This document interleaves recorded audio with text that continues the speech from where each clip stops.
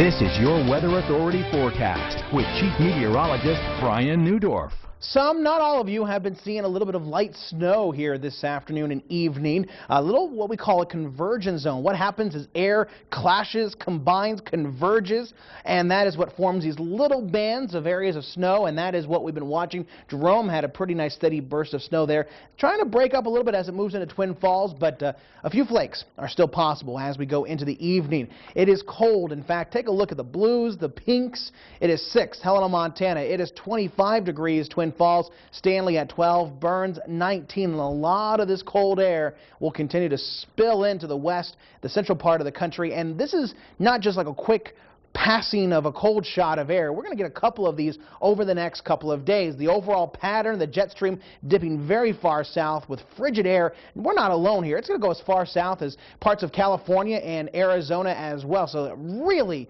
seeing this cold air, this is something historic in the sense that these are more temperatures we would talk about in January, something kind of a cycle of every 5 to 10 year event, but even this going back maybe relates to an event back in 1972.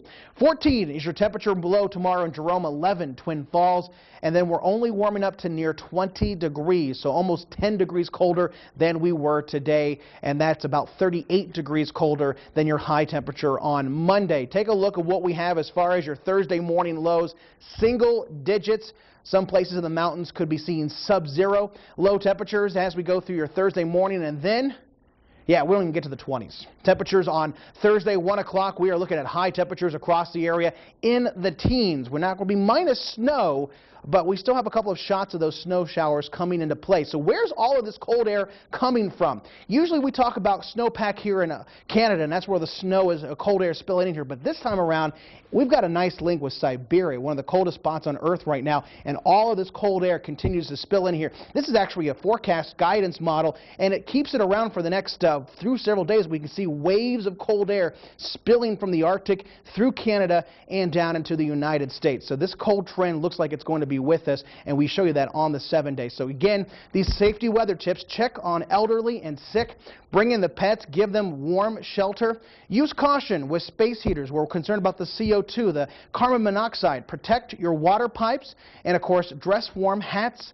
gloves, and coats. So here's your forecast for tonight. Scattered areas of snow, cold, maybe a coating of 2 inches, 3 below for the Wood River. A low of 12 in the Magic Valley. Most variably cloudy skies, cold, isolated snow and flurries across the region. Same for the Minnecaja area, maybe a coating to 1 inch. Single digits for the low at 9. Tomorrow, 16 sun and clouds, a few isolated flakes. Partly sunny, an isolated flake or two. Cold, 20 for a high and 19 for a high.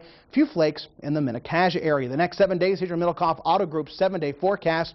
The cold details: 18 for a high Thursday, 23 Friday, chance of snow late, scattered snow showers on Saturday, 22 with another shot of cold coming in Sunday, and the warm-up Monday, Tuesday, 27 and 29 degrees. We're still about 10 degrees below average there, but teens across the board for the mountains. Chance of snow showers Friday and Saturday, and maybe again for the early part of next week. There's a look at your forecast.